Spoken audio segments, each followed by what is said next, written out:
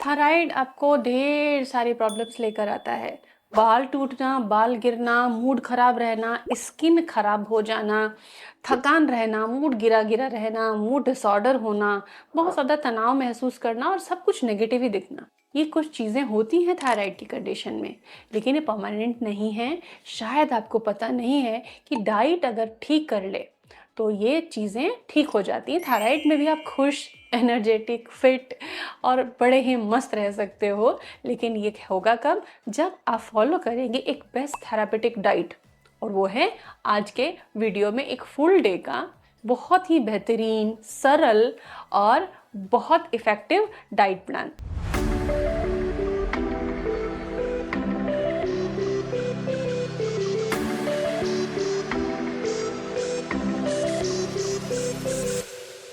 Welcome to प्रेरणास diet clinic, जहाँ पर हर बीमारी का समाधान हम थेरेपेटिक डाइट से करते हैं।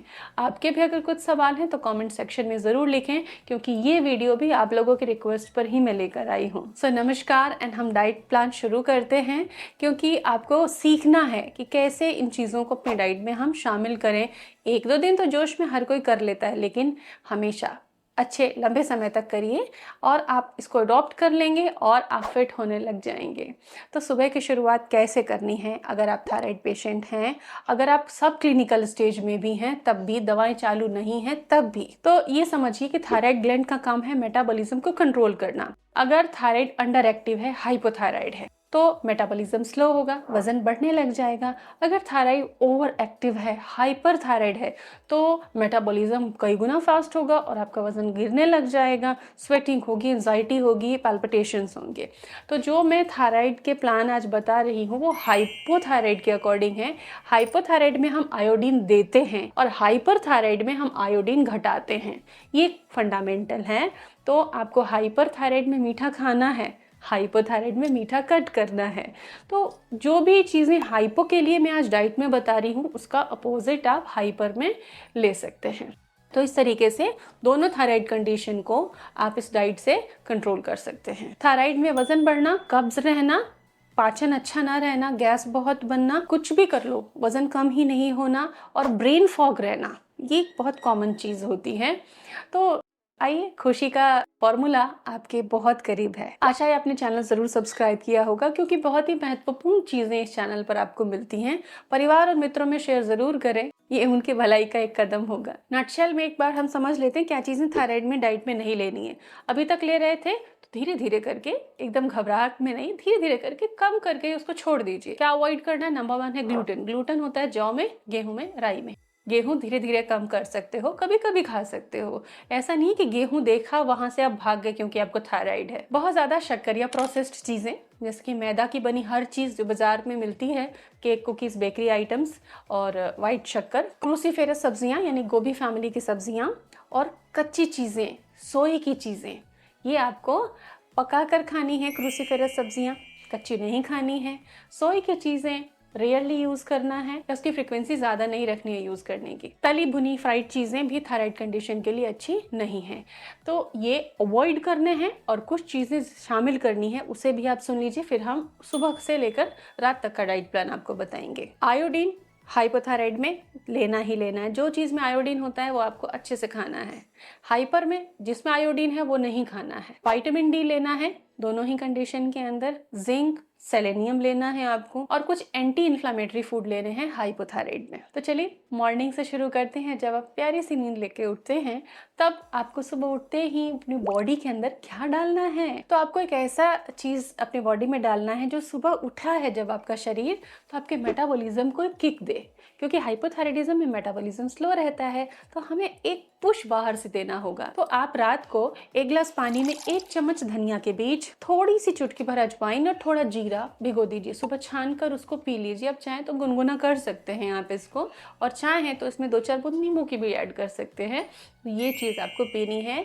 क्यों? क्योंकि इसमें जो माइक्रो न्यूट्रिएंट है ना, वो जब बॉडी में जाएंगे तो वो किक देंगे आपके मेटाबॉलिज्म को। किक स्टार्ट होगा आपका मेटाबॉलिज्म और आपको एनर्जी लगेगी। इसके बाद थोड़ी देर पैदल चलें, टहलें, 15-20 मिनट धूप में रहें। थायराइड पेशेंट्स को धूप में जाना बहुत ज़रूरी है, इससे उनका मूड डिसऑर्डर कम होता है। नाश्ते में क्या खाना है? तो कोई ऐसा विदेशी नाश्ता नहीं है, हम पोहे को भी ऐसा बना देते हैं जो कि आपको फ़ायदा दे। तो हमें थायराइड के ब्रेकफास्ट में प्रोटीन डालना होता है, जिससे क्या हो, क्रेविंग ना आए, क्योंकि आपको फिर बार बार चाय कॉफ़ी की क्रेविंग आएगी या मीठे की क्रेविंग आएगी, या हाइपोथायराइड के पेशेंट्स के साथ होता है। तो प्रोटीन देने से क्रेविंग नहीं आएंगी, मेटाबॉलिज्म सस्टेन रहेगा, ब्लड शुगर मेंटेन रहेगा। ऐसे में आप क्या कर सकते हो, जैसे बेसन का चीला बना लो, उसमें कुछ सब्जियां ऐड करो और धनिया की चटनी आप उसके साथ ज़रूर रखें। दही छाछ भी रख सकते हैं, धनिया की चटनी भी आप रखें उसके साथ। आप मूंग दाल पीस कर उसका चीला तैयार कर सकते हैं। आप पोहा बना सकते हैं, लेकिन पोहे में हाफ अगर पोहा लिया है 1 कटोरी, तो 1 कटोरी स्प्राउट्स, दोनों को मिक्स करके बनाना है। पहले कढ़ाई में स्प्राउट्स को थोड़ा भून लिया, फिर उसमें पोहा और सब्जियां जो भी आपको ऐड करनी है वो आपने ऐड की। तो इस तरह से पोहा में कार्ब है, तो स्प्राउट्स में प्रोटीन भी है, फाइबर भी है और दूसरे वाइटामिन्स भी हैं। तो इस तरह से पोहा भी बैलेंस होगा। पीनट्स नहीं खाने हैं। थायराइड पेशेंट्स को लीवर इश्यूज बहुत होते हैं, उनको पीनट्स, मूंगफली नहीं खानी है किसी भी फॉर्म में, तेल या नट्स के फॉर्म में। वो सनफ्लावर ऑयल यूज़ कर सकते हैं, राइस ब्रान यूज़ कर सकते हैं, तिल का तेल यूज़ कर सकते हैं। ऑलिव ऑयल यूज़ करें तो सबसे बेस्ट है। तो पोहा, मूंग दाल का चीला और मूंग दाल की इडली आप ले सकते हैं। आप ओट्स जो है उसको दही में जीरा नमक के साथ भिगोया हुआ रोल्ड ओट्स उसमें डाल के खा सकते हैं। मिलेट का दलिया, बाजरा ज्वार रागी का दलिया तैयार करके खा सकते हैं, लेकिन साथ में छाछ दही होना चाहिए उस दलिए के साथ। ये थोड़ा पनीर आप एयर फ्राई करके मसाला लगा के ले लीजिए उसके साथ में, या उबला हुआ एक अंडा ले लीजिए उसके साथ में। अब इस नाश्ते के साथ आपको पीने के लिए अगर कुछ नीड होती है तो आप हर्बल टी ले सकते हो, तुलसी जिंजर का, ग्रीन टी, लेमन टी ले सकते हो। तो कोई भी एक कैफीन फ्री टी आपको लेना है। थायराइड पेशेंट्स को कैफीन नहीं लेना चाहिए, उससे उनकी पैल्पिटेशन बढ़ती है, हार्ट रेट पर इशू आता है, डिहाइड्रेट बहुत जल्दी हो जाते हैं। तो उनको कैफीन नहीं लेना है, हर्बल टी का इस्तेमाल करना है। चाहे घर के मसालों से बनाइए, लेमन ग्रास से बनाइए, तुलसी जिंजर की रेडीमेड मिल जाती है, मैंने लिंक्स भी दिए हैं डिस्क्रिप्शन में प्रोडक्ट्स के। तो ऐसी चीज़ें आप हर्बल टी ले सकते हैं। तो ये ब्रेकफास्ट कंप्लीट होता है हमारा। लेकिन अब बात आती है लंच की। तो लंच से पहले क्या हम कुछ खा सकते हैं? जी हाँ, थायराइड पेशेंट्स को थोड़े थोड़े गैप से खाना चाहिए।